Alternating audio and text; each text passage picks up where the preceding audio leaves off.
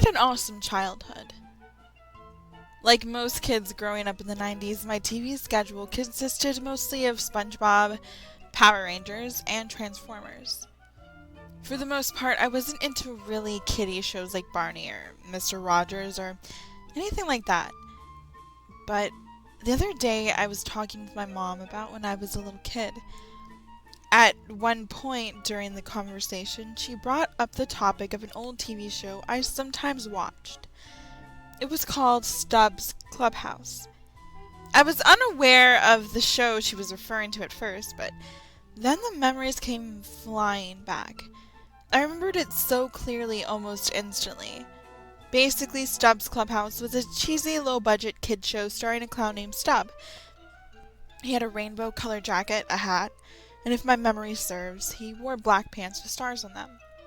The show was kind of a ripoff of Pee-wee's Playhouse. Even I, as a young kid, could tell that. Basically, Stubb lived in a big clubhouse, which, strangely enough, looked just like a normal house. I assume that was due to their low budget. Stubb had a group of friends who lived in the clubhouse. I don't remember much, but I vaguely remember a poodle and a man in a really badly made elephant costume. Like I said, I don't remember much about the show. I didn't watch it very much, mainly for two reasons. One, it aired at a very strange and late time, around 10:30, which is bizarre for a kid's show. And two, it only aired on a really obscure channel called Channel Bebo, which only aired shows about 3 years. And then the channel was shut down for unknown reasons. The only other thing I can remember about the show was the theme song was sung by a woman who sounded like she was half asleep while singing it, and the background music was played entirely on a xylophone. In around November of 2006, I just turned 14. This was a few days after the conversation with my mom, and I decided to treat myself to a little trip to Half Price Books. See, I like Half Price Books more than Barnes & Noble because you can find older books and movies, as opposed to the up-to-date stuff at B&N. So I was browsing through the videotapes, searching for a tape of one of my favorite shows, Street Sharks, a show about anthropomorphic sharks that fought crime. I was going through the tapes in alphabetical order, and I just reached the S section when something caught my eye. It was a tape labeled Stubb's Clubhouse. The case had no logo or picture to indicate it was Stubb. It was just a plain, bland case that had a piece of tape on the side with Stubb's Clubhouse written on it in black Sharpie. I was kind of curious about the show that I barely remembered, and plus I couldn't find Street Sharks, so I decided to buy Stubb. It was pretty cheap, even for a half-price books tape, only 75 cents. But hey, it was a bargain. I took it to the checkout counter. The woman working there looked at the tape and then stared at me. She timidly asked, "Are you sure you want to buy this tape?" I politely said yes, and she rung it up. I went home, got out my VCR, and hooked it up to the TV in the living room where my 6-year-old sister Emily was playing with Barbies. She asked me what I was doing, and I told her that I had gotten a tape at Half Price Books that we could watch together.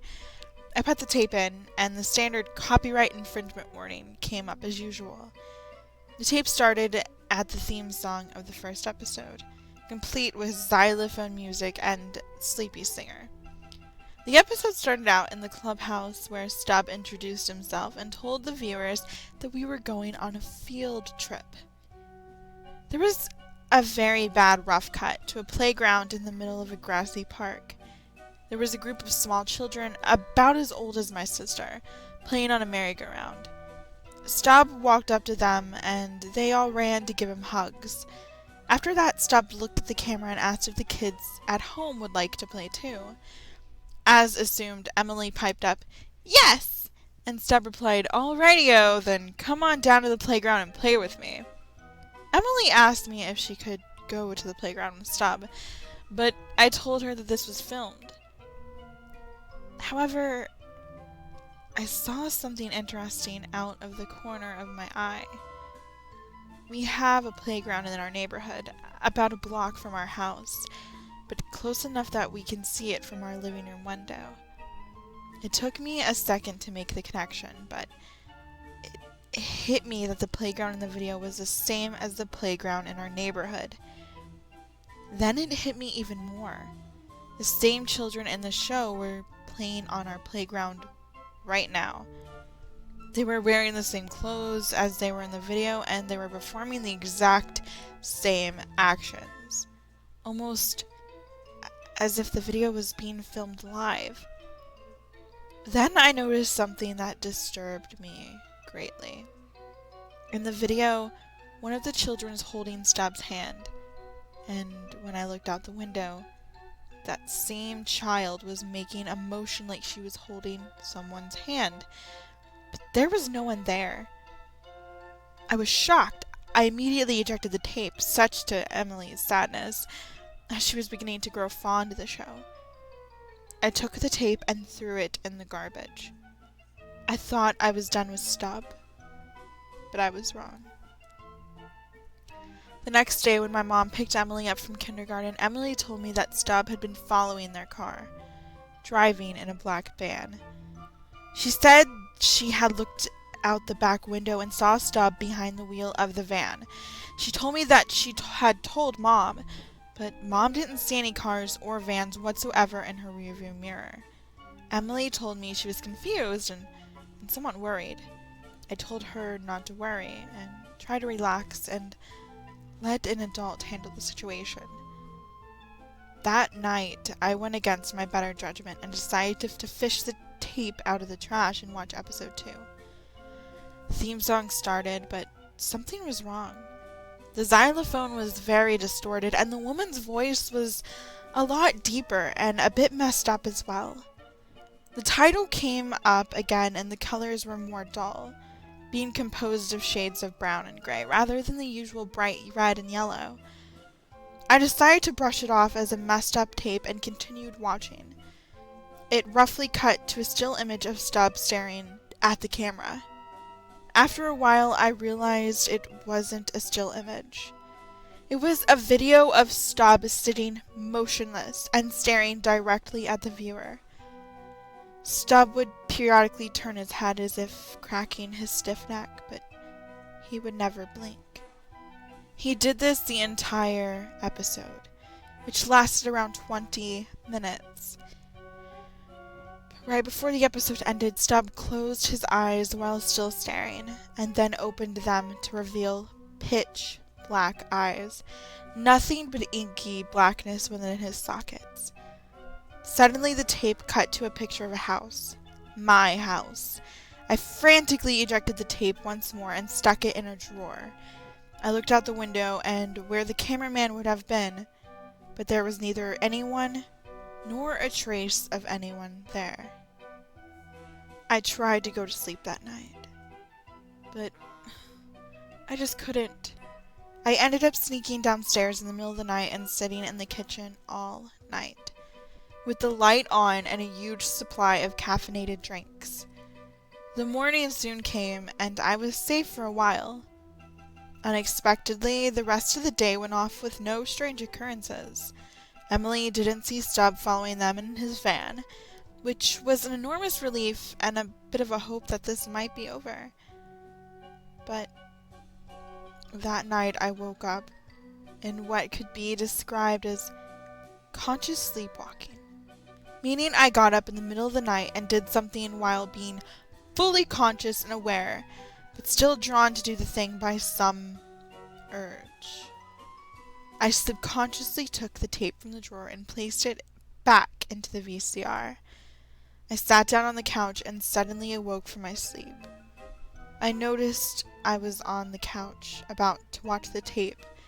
I wanted to take the tape out and go back upstairs, but a strange urge or force told me I needed to watch the final episode, episode 3. The opening started, and this time it was totally different.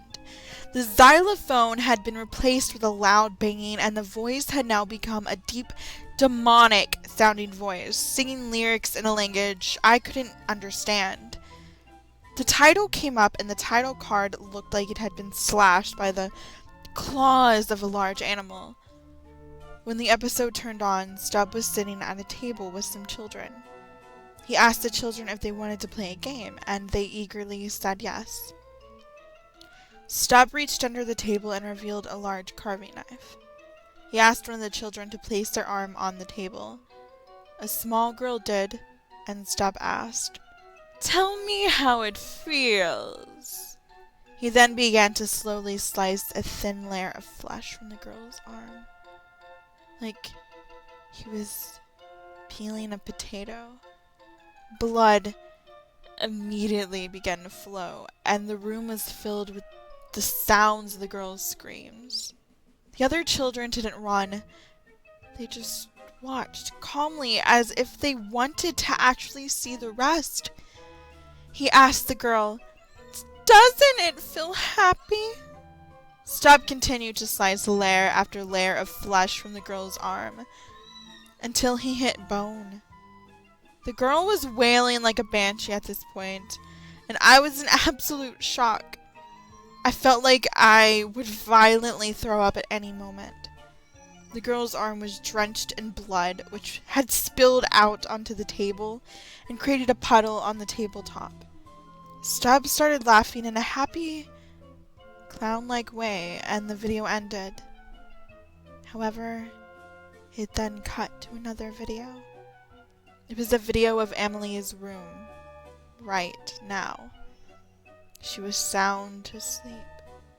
Standing over her bed and looking down at her was Stubb.